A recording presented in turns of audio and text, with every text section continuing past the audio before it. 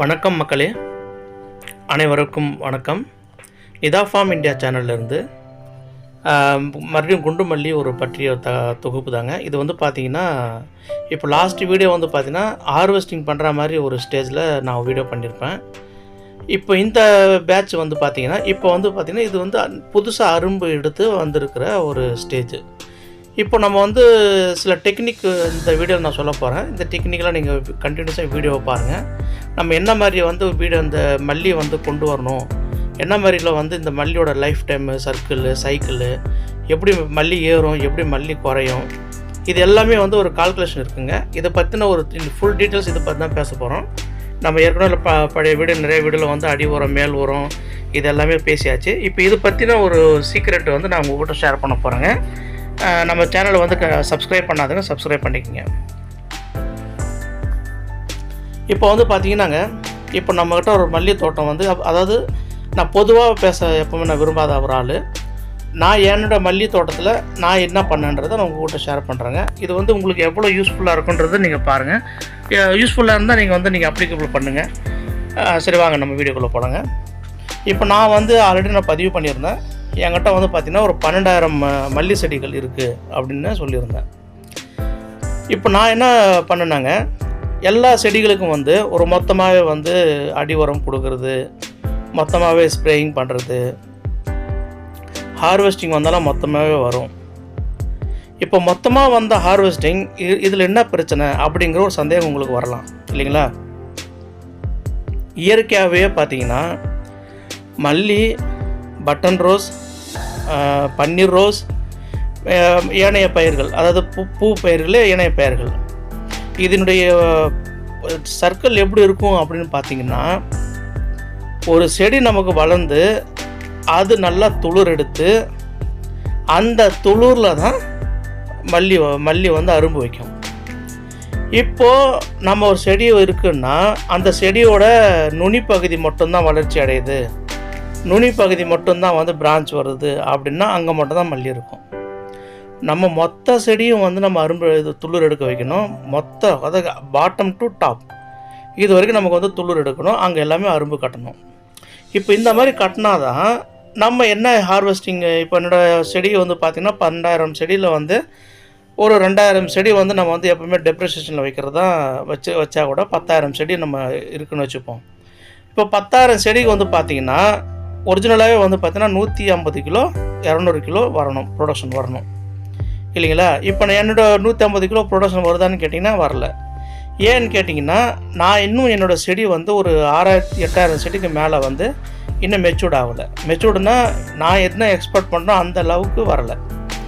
ஒரு 4,000 செடி வந்து பார்த்திங்கன்னா மெச்சூர்ட் ஆகிட்டு இப்போ அதில் ஹார்வெஸ்டிங் வந்துக்கிட்டு இருக்குது. இந்த ரேஞ்சில் இப்போ வர ப்ரொடக்ஷன் வந்து அதுலேயும் வர ஆரம்பிக்கும் போது, அதாவது ஒரு 1 இயருக்கு பக்கமாக அந்த செடியெலாம் வரும்போது, ஏற்கனவே இருக்கிற 1 இயருக்கு செடிகள், 9 மாதம் உள்ள செடிகள், இந்த மாதிரி அந்த செடியும் வந்ததுன்னா 200% வந்து 150 kg per dayன்றது வரும்.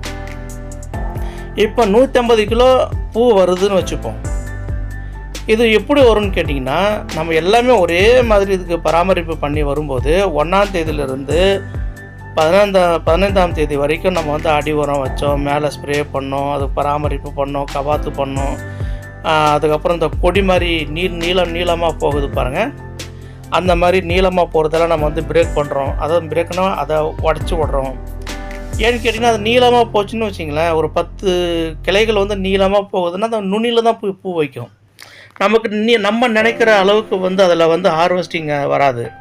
அப்போது நம்ம செடியை வந்து அந்த கொடி மாதிரி போகுது பார்த்தீங்களா, அதெல்லாம் நம்ம உடச்சி விடும்போது அந்த செடியோட ஈக்குவலாக இருக்கிற மாதிரி அதில் உடச்சி விட்டோம்னா அதுலேருந்து ஒரு 4-5 பிரான்ச் அடிக்கும்.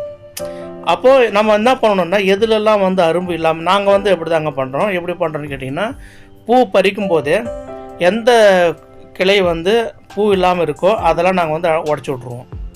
எப்படி உடைப்போம்னா, அந்த செடியோட உயரத்துக்கு மட்டமாக உடச்சி விடணும்னா, நம்ம அடியிலேருந்து உடச்சி விடக்கூடாது. செடி வந்து மறுபடியும் துளிர் இருக்காது. அந்த செடி எந்த அளவுக்கு உயரமாக இருக்குது, ஒரு 30-40 பிரான்ச் இருக்குன்னா ஒரு 39 பிரான்ச் என்ன ஹைட்டில் இருக்கோ அந்த ஹைட்டில் தான் உடைக்கணும்.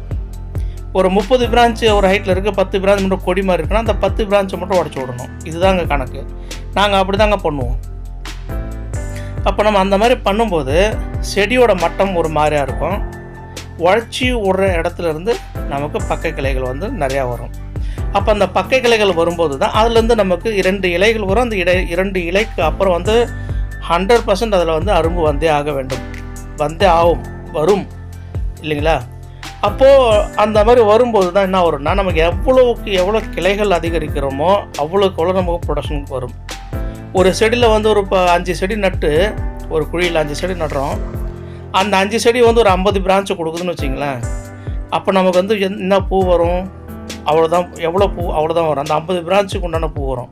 அந்த 50 100 ஆக்கணும், 100 150 ஆக்கணும். அந்த மாதிரி செடியை வந்து நம்ம அந்தளவுக்கு வந்து பெருசாக கொண்டு வந்தால் தான் நமக்கு வந்து ப்ரொடக்ஷன் அதிகமாக வரும். அதாவது 50 பிரான்ச், ஒரு கிளை வருது. அந்த கிளையில் சப் கிளைகள் வந்து பார்த்திங்கன்னா, துணை கிளைகள் வந்து பார்த்திங்கன்னா 20 30 அடிச்சிருக்கணும். அப்போது ஒரு கொத்துக்கு வந்து பார்த்திங்கன்னா பூ வந்து குறைஞ்சது 7 அரும்பு 8 அரும்பு இருக்கணும். அதாவது 5லிருந்து 7 to 8 அந்த அரும்பு வந்து ஒரு கொத்தில் இருக்கணும். இந்த மாதிரி பேட்டர்னில் இருந்தால் தாங்க நம்ம நினைக்கிற அளவுக்கு நமக்கு ஹார்வெஸ்டிங் வந்து நம்மளால் கொண்டு வர முடியுங்க.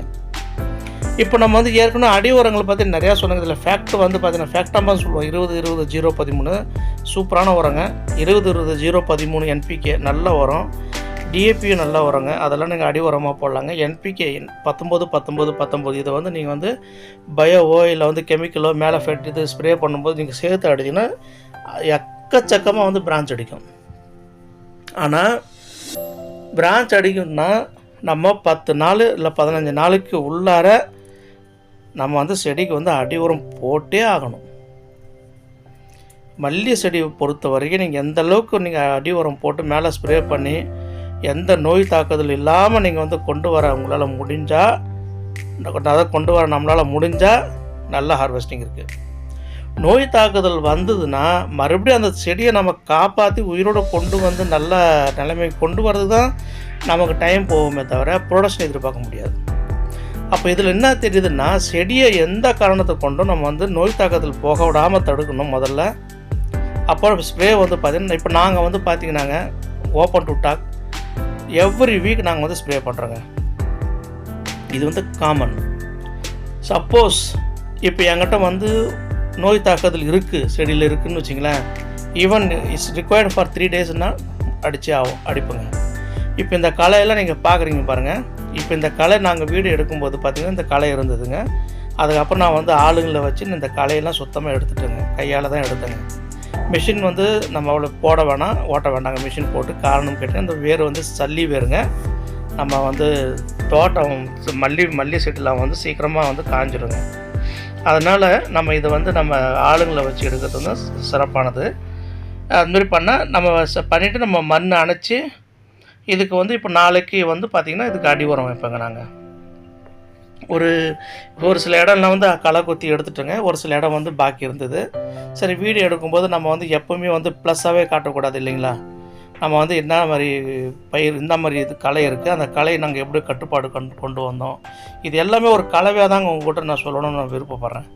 ஏன்னா சில நண்பர்கள் வந்து நமக்கு வந்து கேட்கும்போதும் சரி, கமெண்ட்டில் மெசேஜ் பண்ணும்போதும் சரி, அவங்க சொல்கிறது எல்லாமே எப்படி சொல்கிறாங்க அப்படின்னு கேட்டிங்கன்னா, சில விஷயங்கள் வந்து சாத்தியப்படாது அப்படிங்கிறது ஒரு கான்ஃபிடெண்ட்டாக இருப்பாங்க போல இருக்குது.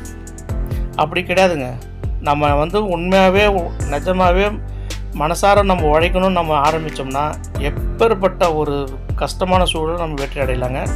அதுக்கு வந்து சான்று வந்து நம்ம தோட்டம் தாங்க. ஏன்னு கேட்டிங்கன்னா, நான் வந்து பேசிக்காக நான் வந்து அக்ரிகல்ச்சர் சார்ந்த ஒரு பர்சன் கிடையாதுங்க. எங்கள் அப்பா அம்மாவுக்கு சொந்தமாக நிலமும் கிடையாது, எங்களுக்கு சொந்தமான நிலமும் கிடையாது. நான் படித்தது எல்லாமே வந்து காலேஜ் படிச்சுட்டு அதுக்கப்புறம் துபாய் வேலைக்கு போய் 2007 துபாய்க்கு போனேன். டில் நவ் நான் வந்து இங்கே தான் இருக்கேன். கிட்டத்தட்ட 17-18 வருஷமாக I am working in foreign countries. But நமக்கு அதுக்கு விவசாயத்து மேலே எனக்கு இருக்கிற அந்த ஒரு ஈடுபாடு, எனக்கு அந்த விவசாயம், இந்த க்ரீனிஷ்னால் ரொம்ப பிடிக்கும். எனக்கு வந்து பார்த்திங்கன்னா இந்த என்ன சொல்கிறது, இந்த இயற்கையோடு ஒன்றி வாழணும் அப்படிங்கிறது ஒரு பேரானந்தம் எனக்கு. அப்போ நான் என் குடும்பம், என் ஃபேமிலி நான் வந்து இங்கே ஃபாரினில் ஃபேமிலியோட ஸ்டே பண்ணுறேன். பசங்களோட, குழந்தைங்களோட, ஒய்ஃபோட நான் வந்து ஃபாரினில் இருக்கேன். அப்போ நம்ம வந்து எதாவது ஒன்று பண்ணணும் அப்படின்ற ஒரு எண்ணம் வரும்போது தான் லாங் டேர்ம் கிராப் நான் ஆல்ரெடி பதிவு பண்ணியிருந்தேன். டீக்குட்டு, சந்தன மரம், செம்மரம், தென்னை மரம், முருங்கை மரம், இது வீடியோலாம் ஆல்ரெடி போட்டிருக்கேன் பாருங்கள். நேற்று கூட நான் போய் முருங்கை கொண்டு போய் சேல் பண்ணிட்டு வந்தேன் மார்க்கெட்டில். இப்போ நாளைக்கு மண்டே அன்றைக்கி, இன்றைக்கி வந்து பார்த்திங்கன்னா சாட்டர்டே, மண்டே அன்றைக்கி ஒரு ஹோட்டலுக்கு வந்து 100 தேங்காய் வந்து ஆர்டர் கொடுத்துருக்காங்க. ஹோட்டலில் கொண்டு போய் சேல் பண்ண போகிறோம். இது வந்து நான் வந்து இவ்வளோ ஓப்பனாக உங்கள்கிட்ட நான் வந்து பேசுகிறேன், இவ்வளோ டிஸ்கஸ் பண்ணுறேன், இவ்வளோ ஓப்பனாக நான் உங்கள்கிட்ட ஷேர் பண்ணுறேன்னாங்க. என்னோடய நோக்கம் அப்படின்னான்னு கேட்டிங்கன்னா, விவசாயம் வந்து பார்த்திங்கன்னா நான் பார்த்த வரைக்குங்க நான் யாரையுமே வந்து நம்ம ஒட்டுமொத்தமாக அந்த சர்க்கிளில் கொண்டு வர விரும்பலை. நான் என் கண்ணெதில் பார்த்த என் ரிலேட்டிவ்ஸில், எங்களோட நண்பர்கள் குடும்பத்தில் பார்க்கும்போதுங்க, எனக்கு தெரிஞ்சு விவசாயத்தில் வந்து அவங்க பெருசாக வந்து சம்பாரித்து, அதாவது லட்சங்கள் சம்பாரித்து வீடு கட்டி ஒரு 5 ஏக்கர் இடத்துல இன்னும் 10 ஏக்கர் வாங்கினாங்க. இல்லை அவங்க வந்து இப்போ ரொம்ப பெரிய லெவலில் வந்து அவங்க வளர்ச்சி அடைஞ்சிட்டாங்க அப்படின்னு பார்த்தீங்கன்னா ரொம்ப கஷ்டங்க. அந்த விரல் விட்டு எண்ணிடலாம். யாராலையும் வந்து அந்த மாதிரி பண்ண முடியலைங்க. அவங்க எல்லாமே விவசாயியாக இருக்கிறவங்க எல்லாமே என்ன பண்ணாங்கன்னா, எங்கள் அம்மா அப்பா மாதிரி இப்போ அவங்க எப்படியா பிள்ளைங்களை கஷ்டப்பட்டு அவங்கள மேலே படிக்க வச்சு காலேஜுக்கு போயிட்டு இன்ஜினியரிங் படித்து அவங்க மேலே போகணும். இன்ஜினியரிங் படித்து அதுக்கப்புறம் வேலைக்கு போய் அவங்க சம்பாரிச்சாங்களே தவிர, விவசாயத்துலேருந்து என்ன சம்பாரித்தாங்க அப்படிங்கிற கேள்வி வரும்போது $1 மில்லியன் கொஸ்டின் என் மனசில் வந்ததுங்க. ஏன் இந்த மாதிரி ஒரு சூழல் இருக்குது, எதுக்கு இந்த மாதிரி வந்து ஒரு நமக்கு வந்து விவசாயோட நிலைமை எப்படி இருக்குதுன்னு சொல்லி ரொம்ப ஆராய்ச்சி பண்ணி அதை பற்றி ரொம்ப திங்க் பண்ணுவேங்க.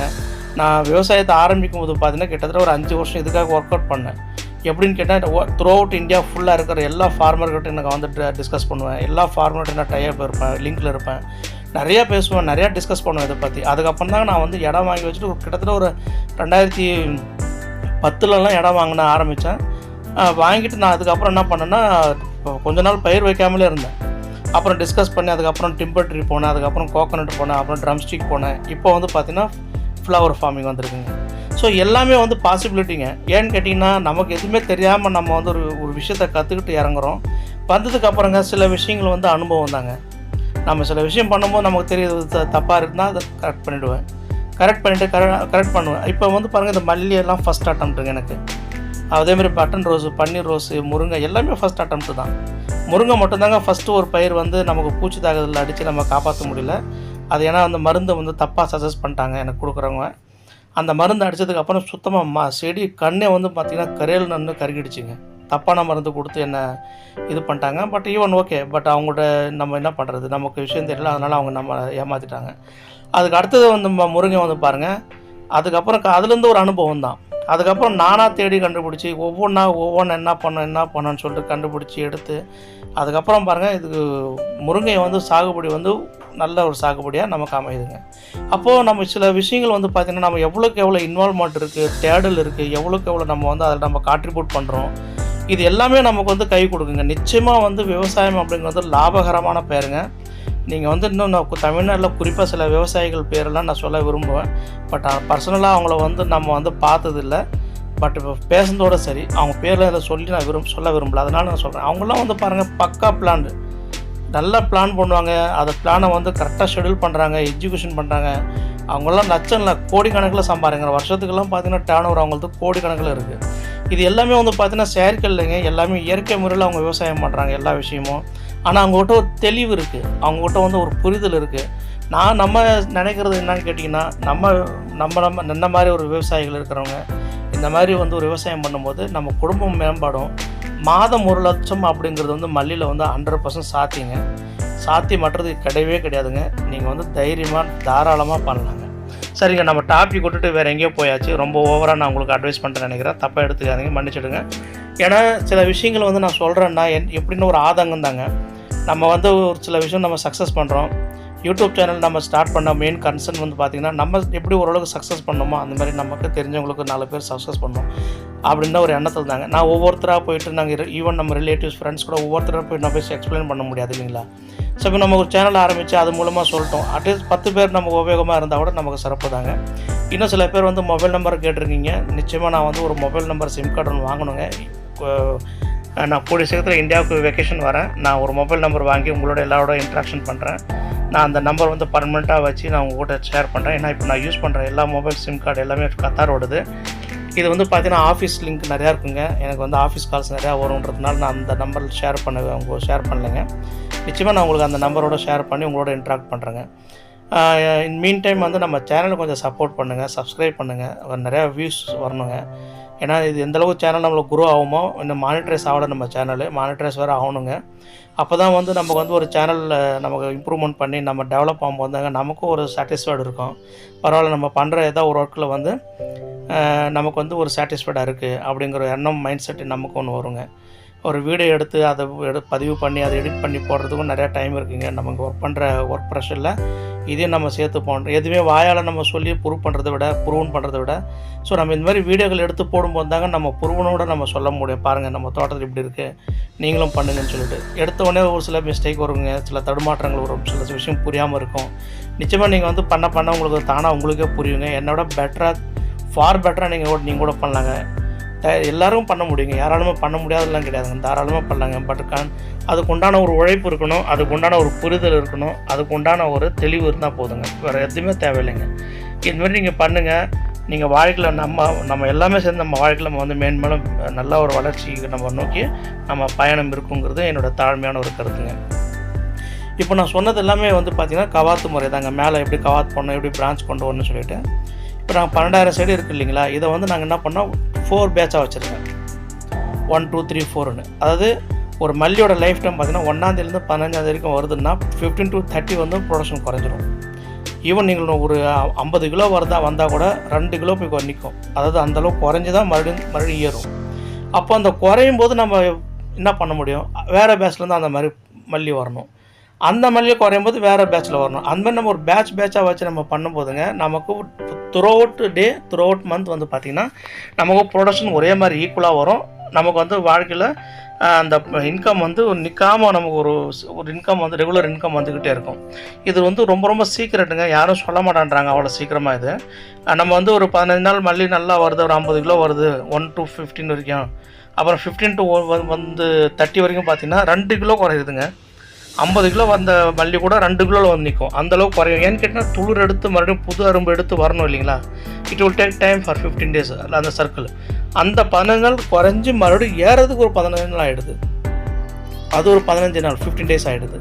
ஸோ இந்த மாதிரி த்ரூ அவுட்டாக நம்ம பண்ணும்போது நம்ம கொஞ்சம் மல்லி ஏற்ற இருக்குங்க. தேங்க்யூ ஸோ மச்ங்க. ப்ளீஸ் சப்ஸ்கிரைப் டு மை சேனலுங்க. Thanks lot for your support.